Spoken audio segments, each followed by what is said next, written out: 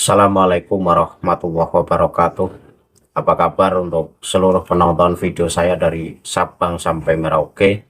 Semoga selalu diberi keberkahan, rahmat, dimudahkan segala urusannya oleh Allah Subhanahu wa Ta'ala, dan semoga diberi hidayah oleh Allah Subhanahu wa Ta'ala untuk orang-orang yang belum mendapatkannya. Kembali dalam kesempatan kali ini, saya akan membaca kitab yang ditulis oleh klan Ba'alawi. Kitab ini adalah kitab yang bernama Tasbitul Fuad. Yang akan saya bahas adalah terkait pembahasan bahwa syahadat Ba'alawi ini berbeda dari syahadat pada umumnya, yaitu ada tambahannya. Dan pembahasan kali ini adalah request dari salah satu penonton yang bernama Hujan Wis Terang. Ini akan saya bahas, dan kitab yang membahas terkait itu saya temukan yang bernama kitab Tasbitul Fuad.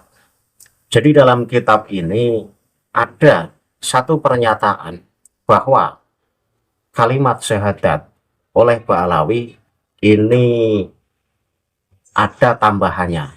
Nah, karena itu menarik untuk saya bahas. Namun sebelum masuk pada topik pembahasan, untuk seluruh penonton dari manapun kalian yang belum subscribe channel saya, silahkan tekan tombol subscribe, kemudian like, serta share video ini ke teman-teman kalian semua, agar yang belum tahu menjadi tahu.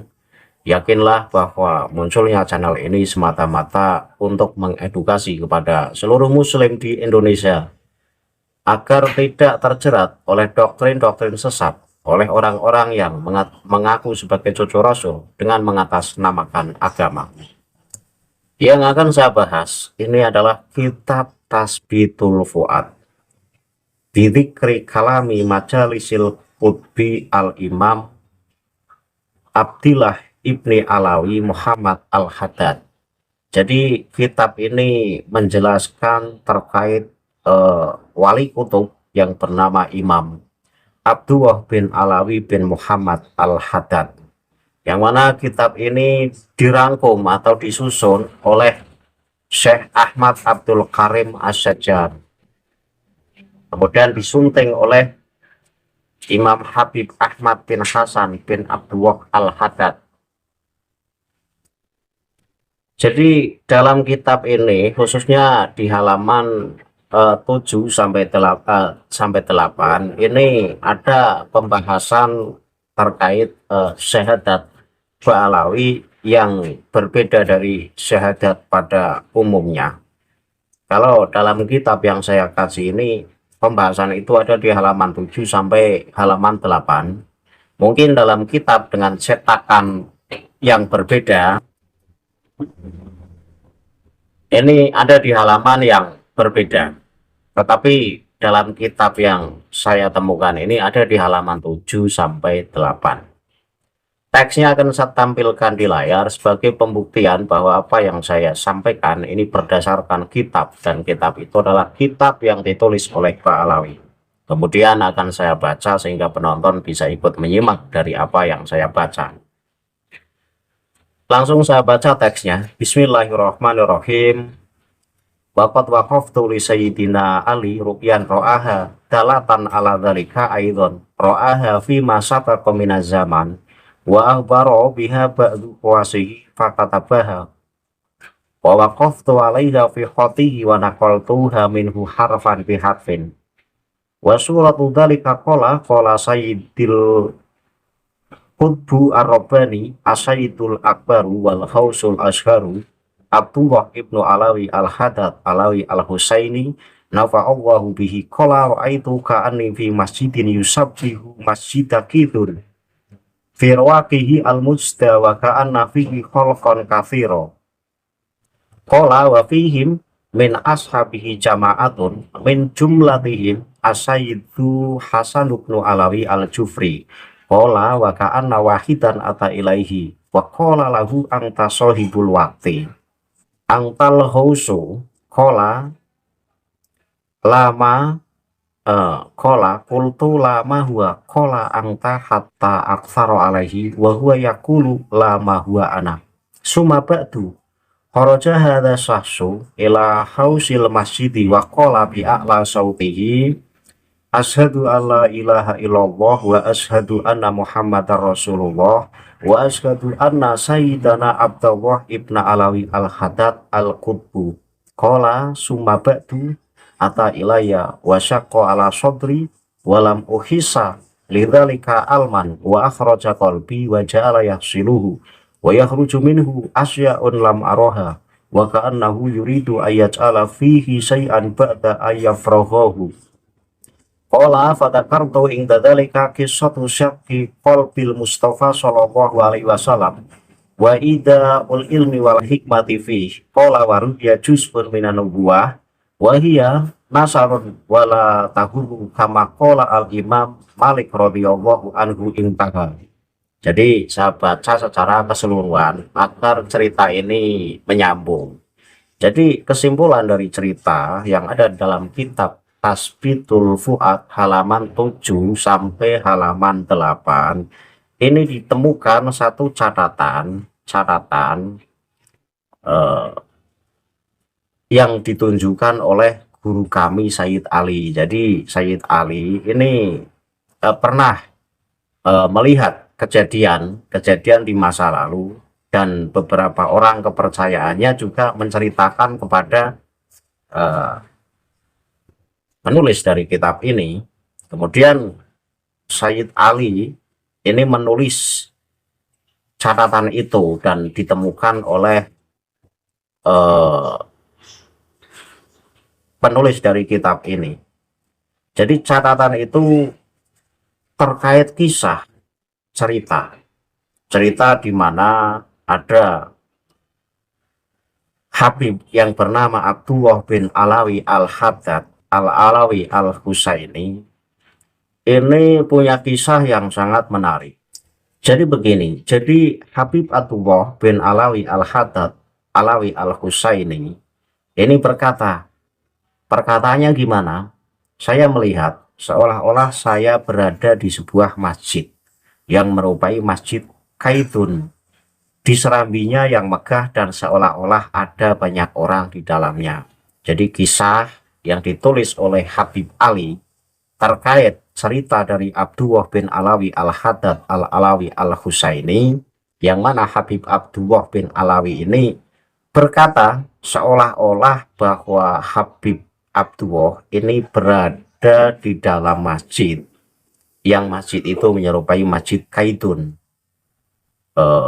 Habib Abdullah berada di serambinya yang megah dan seolah-olah di dalam masjid itu terdapat banyak orang. Kemudian Sayyid Ali meneruskan kisah dari Habib Abdullah tersebut, dan di antara mereka ada sekelompok sahabatnya termasuk Sayyid Hasan bin Alawi al-Jufri. Jadi di dalam masjid yang di situ ada Habib Abdullah, ini juga ada sahabat dari Habib Abdullah tersebut yang bernama Sayyid Hasan bin Alawi al-Jufri. Kemudian Sayyid Ali meneruskan ceritanya. Seolah-olah seseorang datang kepadanya dan berkata kepadanya. Jadi Habib Abdullah ini seakan-akan berada di dalam masjid yang menyerupai masjid Kaitun. Kemudian di situ ada sahabatnya yang bernama Sayyid Hasan bin Alawi al-Jufri. Nah, tiba-tiba Habib Abdullah ini didatangi oleh seseorang. Nah, biasa kan kita Alawi begitu. Didatangi oleh seseorang, tapi seseorangnya ini tidak diketahui namanya. Ini biasa kita Alawi selalu begitu. Jadi Habib Abdullah ini didatangi oleh seseorang. Kemudian orang tersebut bicara begini, engkau adalah penguasa waktu, engkau adalah penolong. Jadi ucapan seseorang ini ditujukan kepada Habib Abdullah. Kemudian Sayyid Ali meneruskan kisahnya. Nah, kemudian Habib Abdullah bin Alawi al-Haddad ini berkata, bukan. Jadi ada seorang laki-laki yang mengatakan bahwa Habib Abdullah bin Alawi al-Haddad ini adalah sang penguasa waktu dan seorang penolong. Tetapi Habib Abdullah bin Alawi al-Haddad ini mengelak, maksudnya begitu. Bahasanya merendah, tidak mau lah, tidak mau disebut begitu. Kemudian beliau berkata, seseorang yang datang, artinya yang mendatangi Habib Abdullah bin Alawi Al-Haddad tersebut meneruskan perkataannya, engkau, agar aku dapat terus menceritakannya. Nah, setelah Habib Abdullah bin Alawi Al-Haddad itu mengelak atas ucapan dari seseorang yang mendatanginya, yang mengatakan bahwa engkau adalah penguasa waktu, engkau adalah seorang penolong. Nah, Habib Abdullah ini mengelak, tidak, bukan itu, bukan, tidak saya, begitu. Tetapi laki-laki yang mendatanginya ini melanjutkan perkataannya, engkau. Artinya setelah Habib Abdullah mengelak, laki-laki tersebut tetap mengatakan engkau adalah seorang penguasa waktu dan seorang penolong. Tetapi Habib Abdullah bin Alawi Al-Haddad mengelak lagi, bukan, itu bukan aku. Itu ceritanya begitu. Kemudian setelah itu orang ini keluar ke halaman masjid dan berkata dengan suara lantang. Artinya setelah Habib Abdullah bin Alawi Al-Haddad dikatakan sebagai sang penguasa waktu dan dikatakan sebagai pemilik pertolongan, ini mengelak. Kemudian laki-laki tersebut keluar ke halaman masjid. Lah, di halaman masjid itu laki-laki membaca syahadat yang berbunyi, asyhadu alla ilaha illallah wa asyhadu anna muhammadar rasulullah wa asyhadu anna sayyidana Abdullah bin Alawi Al-Haddad Al-Qutbu, itu syahadat.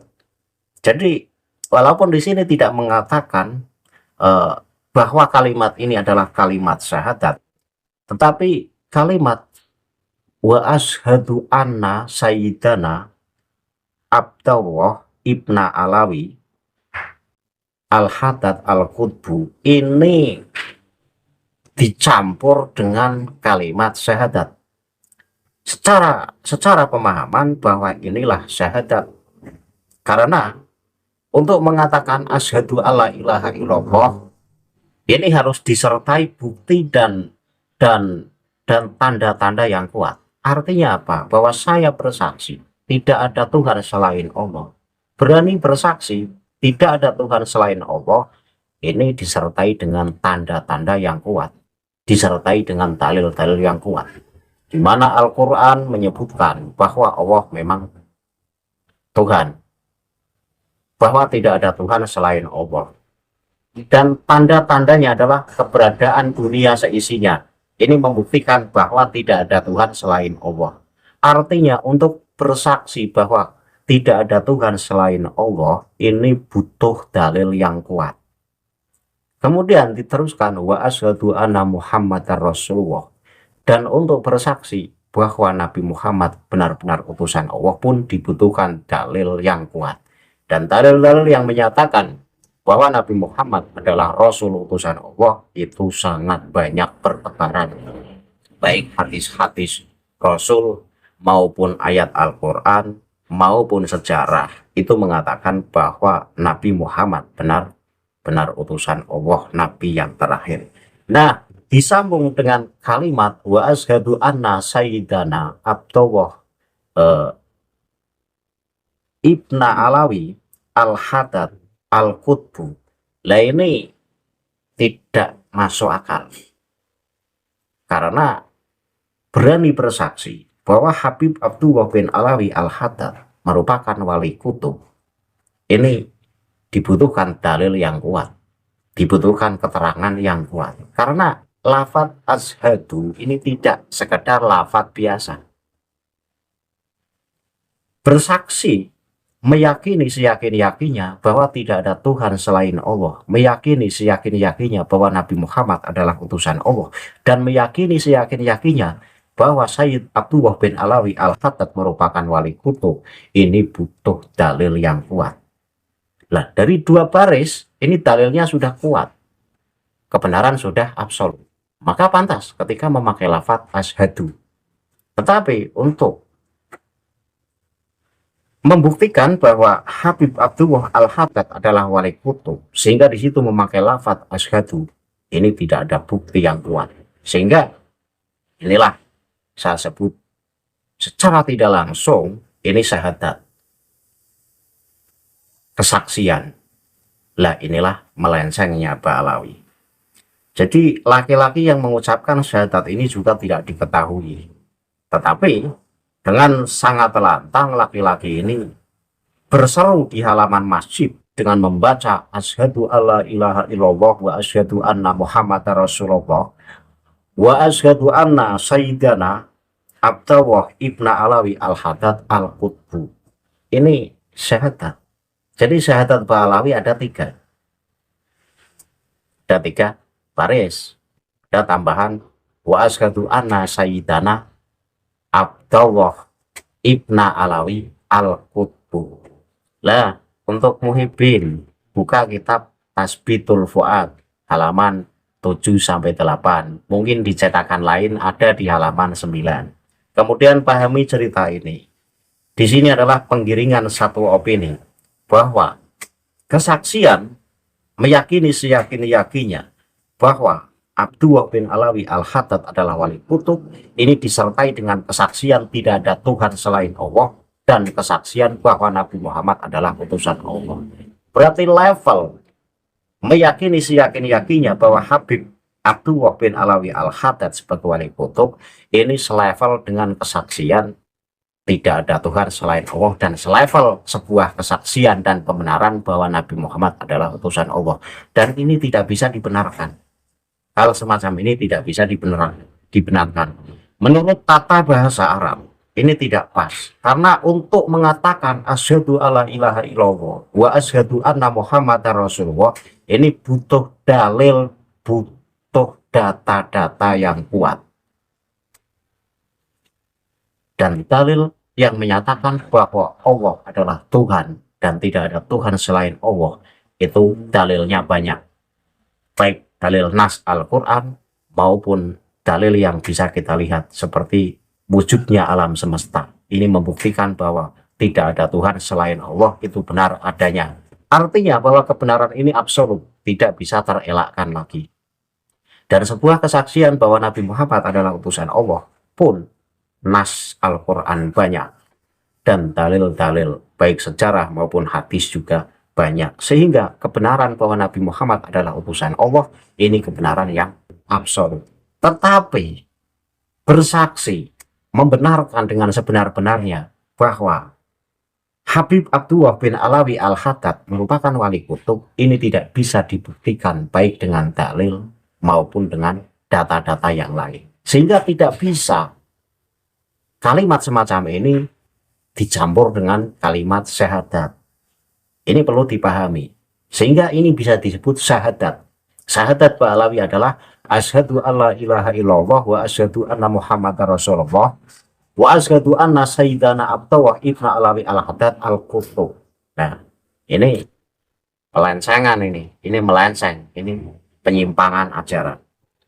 Setelah Habib Abdullah bin Alawi al-Haddad itu dikatakan sebagai wali kutub oleh laki-laki yang bersuara lantang di halaman masjid yang menyerupai Masjid Kitun, maka laki-laki tersebut mendatangi Habib Abdullah Alawi al-Haddad.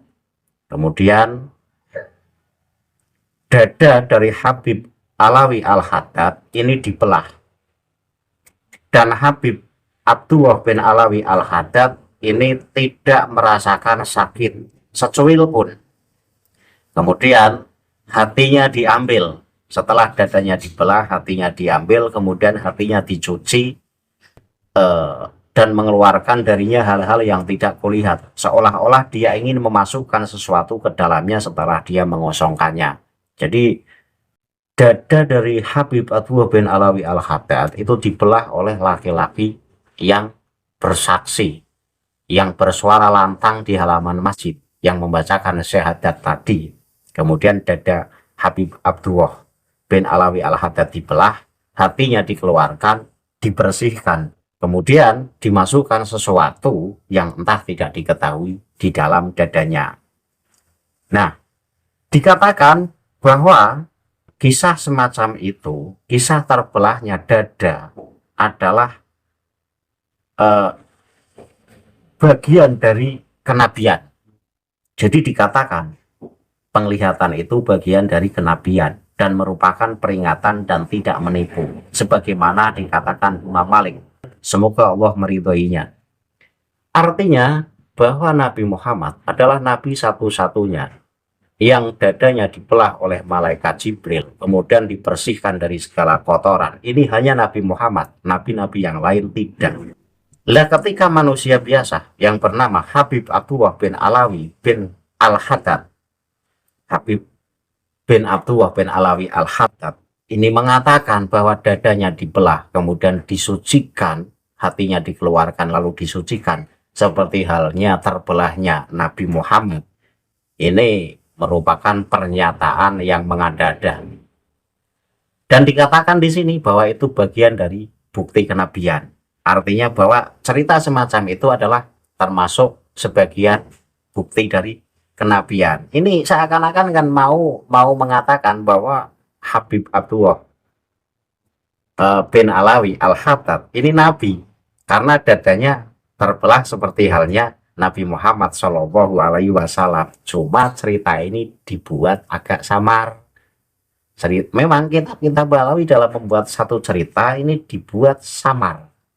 Nah, samarnya adalah untuk menggiring satu opini. Pembaca yang terkecoh, ya tentu akan salah paham.